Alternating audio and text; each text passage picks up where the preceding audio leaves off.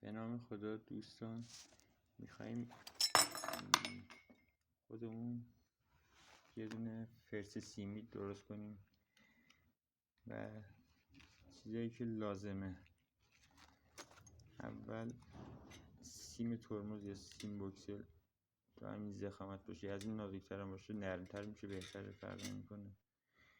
این سیم ترمز حالا بگیریم. بعد سیم ترمز رو حالا در اندازه‌ای که دوست داریم انقدر میبریم با کمک سنگ فرس. بعد جمعشون میکنیم اینطوری، بعد رشتهشون میکنیم. حالا من کامل رشتهشون نکردم، این حالا باید رشته بشه. بعدم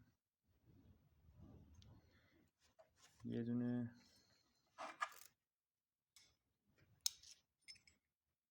از این میخواییم برای کاسه داخلش، یه دونه واشر که از روی اون بیفته توی کاسه، اینطوری این شکل. و یه دونه هم پیچ و مهره، حالا هر سایزی که دوست داشتید. بریم که کار انجام بدیم.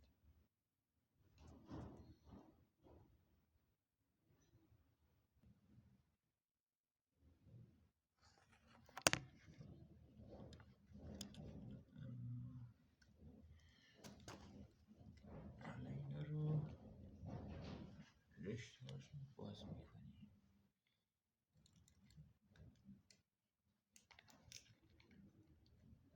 حتی میخوایی نرمتر باشه، بستگی به خودتون داره چقدر رشته ایش کنید، چقدر نکنید. حالا هم یه ذره نرم، این خیلی زبر میشه. و ما هم میخواییم یه ذره نرمتر از این میشه.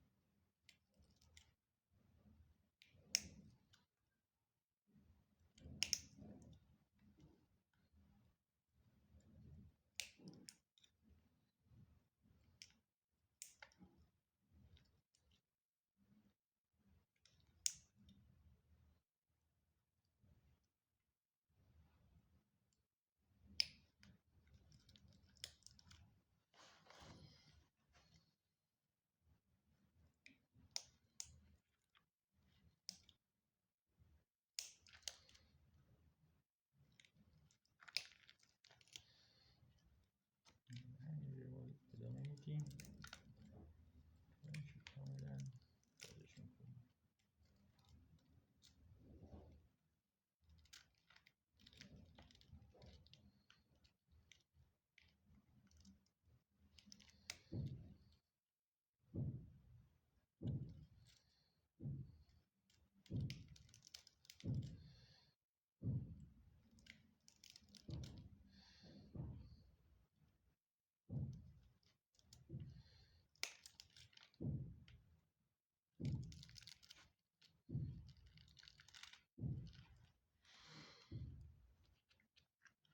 اینو یه چند تا اینطوری ضربه میزنیم که اینجاش پخش بشه تا اینکه بتونیم با پیچ هم ببندیمش، سوراخش میکنیم. حالا